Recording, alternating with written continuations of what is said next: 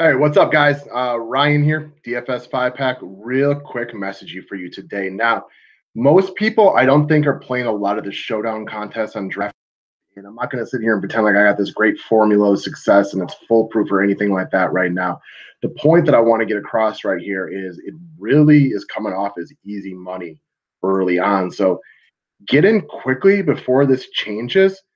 But I want to say that I think this is now 9, maybe 10 straight of these that I've won. And what usually happens is if I get my picks right, I'm usually right at the top.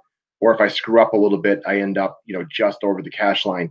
But the biggest point that I want to get across is people aren't putting as much effort into them. So what I want to talk about here is we have the Atlanta and the Spurs game last night.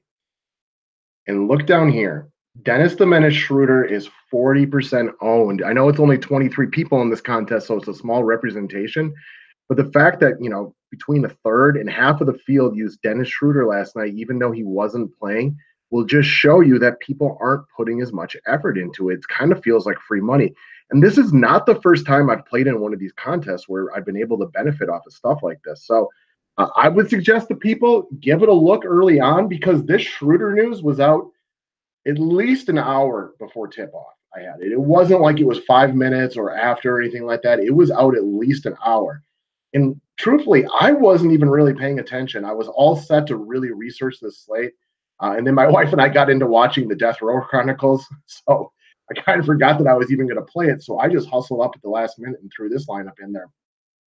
Starting point guard, Isaiah Taylor for 3,500 is the same amount of ownership, basically, even less owned than Dennis Schroeder, who wasn't playing.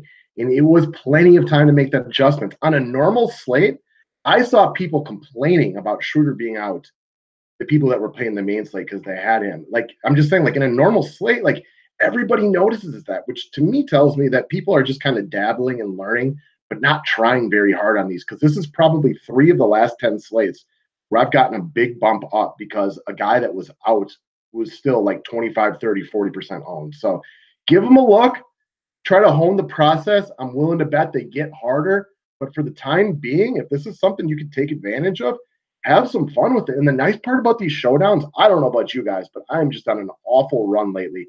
I can't go 2 straight days without a late scratch or what's the word I'm looking for? A late scratch or a major injury. Only got 6 guys here. Fewer chances of injury.